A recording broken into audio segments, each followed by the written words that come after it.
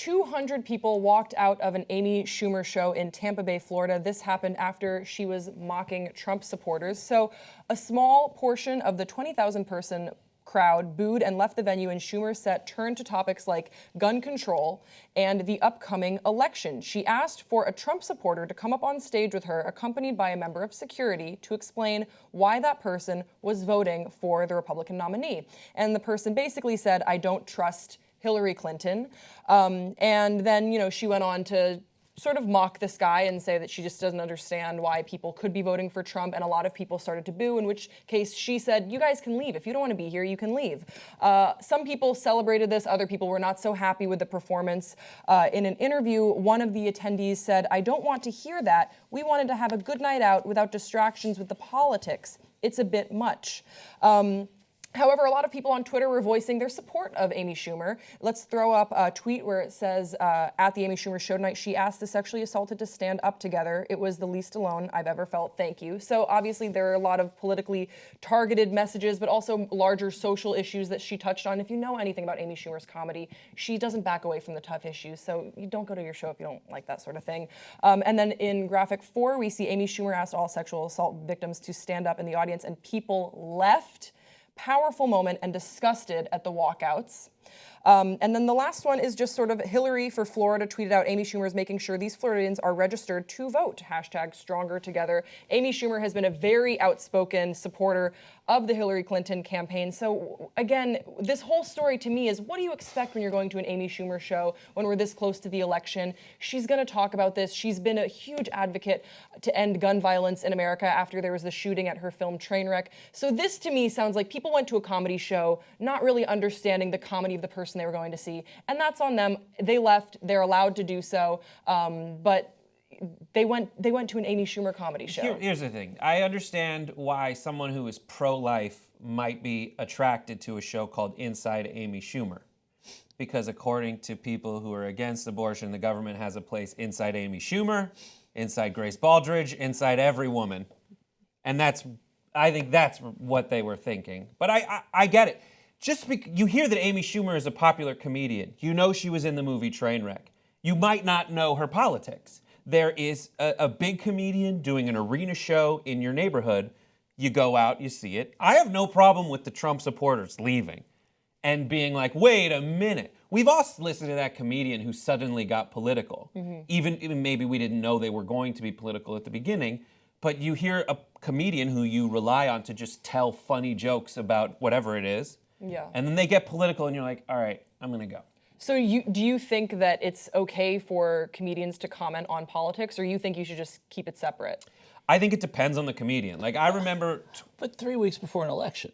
You have to comment. That's sort of where Conan O'Brien said, funny man be funny. Yeah. And he doesn't believe in... He's the equal opportunity. Like, since Trump's in the news, I'll tell a joke about Donald Trump. And to just maintain the air of being a comedian who tells jokes about public figures, I will tell a joke about Hillary Clinton. And there are other comedians that, like Amy Schumer, who have picked a side, who, if I'm just there for generic comedy, and I don't know she's taken that side, because, I'm just going to a comedy show. Mm-hmm. But is there a comedian performing tonight in America anywhere who is not going to mention the election? Isn't there a presumption 3 weeks ahead of an election that everyone in sort of contemporary comedy is going to... But there is a lazy comedic thing people do where they say things like orange sexual assaulting fake college starting monster. Mm-hmm. Which is what she said. And you're like, all right, say the setup, say the joke, and I've probably done it 10 times this hour, like some lazy, crappy joke. I totally get it. If you walked out, I'm sorry. But people are entitled to be like, all right, dude, I came here for this comedy. Mm-hmm. You're giving me that comedy. I'd rather not have this, so I'm going to go now. I think for me, it seems... I just can't back away from the people that went to this show must have only seen her movie and nothing else about her, because if you watch her show Inside Amy Schumer, she absolutely does provides social and political commentary in the form of comedy. She is a staunch feminist. She's very clear about what she supports. So it seems like the 200 people, and again, it's not a large amount of people that walked out, but the people that walked out clearly went in expecting the girl from the rom-com, the really funny rom-com, to do that, and they were disappointed when she didn't do that. But that is just sort of on them for not researching who they were going to see. No, because if you look at her comedy, it's like I could take that dick. That's her joke. Like, I could take that dick. Like, I could go have sex with that guy right now. It is that, It is but raunchy, honest, female comedy. Like, it's not necessarily. It is that, and it is also, the two are not mutually but exclusive. it has She also become talked that about the 12 recently. angry men decide if Amy Schumer is pretty enough to be on comedy. Like, she's done this stuff for years. Which is different than your candidate is an orange crazy monster.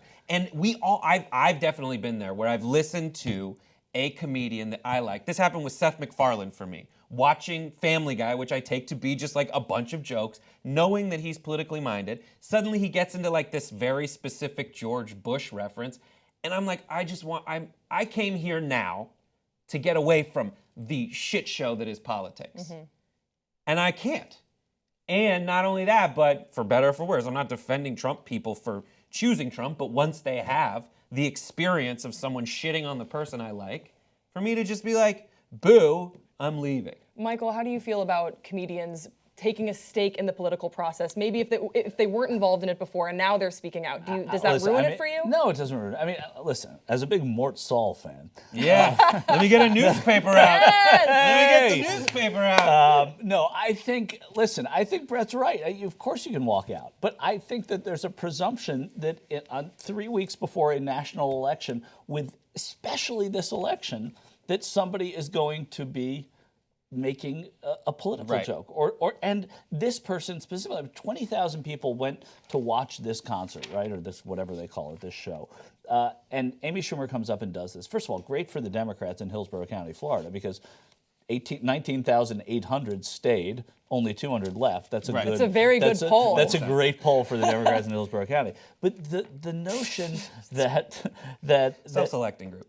What's that? It's more of what Trump said he was winning kind of poll, like of people who already said I'm into this. But don't those people know? I mean, I know you say you go out and you have comedy, you may not know her and all that, but don't people know a little bit when they go to see somebody performing? They leave their house, they drive, they pay, they do this.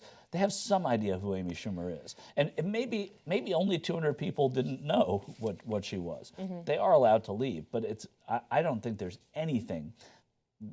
I think there's something remotely wrong with assuming that you're not going to hear politics from a comedian. You know, the notion that I'm just going to go away from my busy life with all these cable shows and this election so I can get away and watch some comedy. Especially because comedy is supposed to provide levity for all the stressors in our life, and so many people in this country are so stressed about the election. When they go on social media, they're bombarded with people they barely know that are posting articles that might be true, might not be true, and so it is a major stressor. And so, of course, comedians are going to be commenting on it and trying to help us to laugh about it. Now, whether or not her jokes about Trump I find funny, that doesn't really matter. Well, she's of course going to comment on it, and if you know that she went on the Ellen show to talk about how much she loves Hillary Clinton, you can kind of guess what she's going to say about Donald Trump. At one point, she asked for a Trump supporter, preferably one with sleeves, which is a funny joke. Right.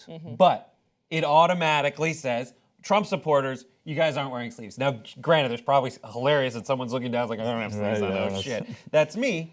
But then asks the person to come on stage so we can all fucking point and laugh at you.